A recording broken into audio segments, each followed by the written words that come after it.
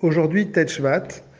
Hier, on a expliqué que chacun d'entre nous a Ava Mesuteret, un amour caché pour Akadosh Baruch Hu. Cet amour caché est un héritage que Avram, Yitzhak et Yaakov nous ont légué. Rabbi Shlomo Zalman l'a illustré par l'idée de la Chorma.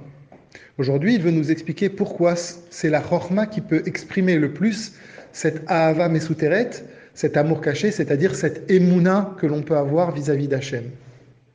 Quand on parle d'intelligence, on pense souvent au fait de pouvoir répondre à des questions, de pouvoir élaborer, de pouvoir donner des logiques, un sens à ce qui est autour de nous, de pouvoir comprendre et s'approfondir. Eh bien, quand on parle de Chorma, c'est tout le contraire. Chorma, c'est justement pas de répondre à des questions, c'est Koachma, c'est la capacité que l'on a à questionner, à prendre du recul, à ne pas prendre pour argent comptant tout ce que l'on voit en face de nous. Ça, c'est Koachma, le potentiel de dire quoi. Et finalement, si on réfléchit bien, on s'aperçoit que c'est grâce à Koachma, grâce à la Chorma, que l'on peut s'approcher d'Akadosh Baruch Hu. Et donc c'est ça ce que Rabbi Shlomo Zalman veut nous dire. Cet Ahava Mesuteret, cet amour qui est caché en nous, ne dépend pas de notre capacité à répondre à des questions, ne dépend pas de notre capacité à nous approfondir dans la Torah. Cette Ahava Mesuteret, cette Emouna, n'est pas donnée au Talmidei Chachamim, ou bien que au Talmidei Chachamim.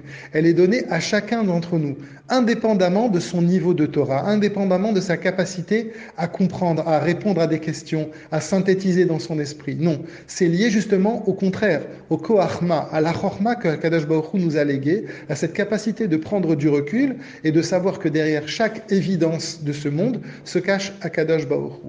Et c'est pour ça que dans Teilim, David Amelech a dit Va'ani ba'ar velo eda, et je suis toujours avec Akadosh Baruch Hu. Je suis toujours avec Akadosh Baruch Hu, même si je ne sais pas. Et c'est Dafka, parce que je ne sais pas.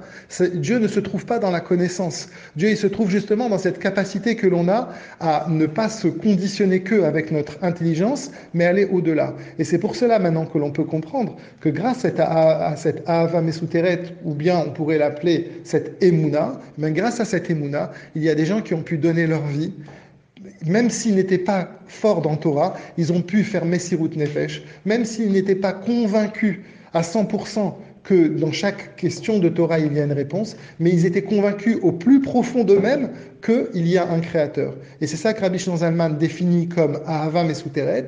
Cette Ahava Mesuteret, chacun d'entre nous là, et c'est pour ça que on nous dit Kikarov Elecha Davar Meod, c'est très facile pour nous parce que finalement, dès que l'on va toucher à cette corde qui risque de se couper, dès qu'un juif sent qu'il peut se couper d'Akadosh Baruch Hu, chacun selon son niveau, et bien à ce moment-là, cette conscience de se couper d'Hachem, il ne peut pas la supporter parce qu'il a justement cette émouna en lui, ce qui va faire que, eh bien, il ne va pas transgresser. C'est pour ça qu'il y existe, par exemple, des juifs, si on peut dire entre guillemets, de Yom Kippour, parce que pour eux, même si toute leur année se passe de manière à ce qu'il n'y ait pas entre guillemets à Kadosh Baruch Hu, mais dès qu'on touche à quelque chose qui pourrait nous couper pour eux d'Hachem, eh bien à ce moment-là, ils réagissent et n'acceptent pas la réalité. D'autres ont donné leur vie simplement parce qu'on leur demandait de dire à l'oral, de faire Avodah Zarah, alors que même ils n'y pensaient pas. Pour eux, simplement de dire ou de faire quelque chose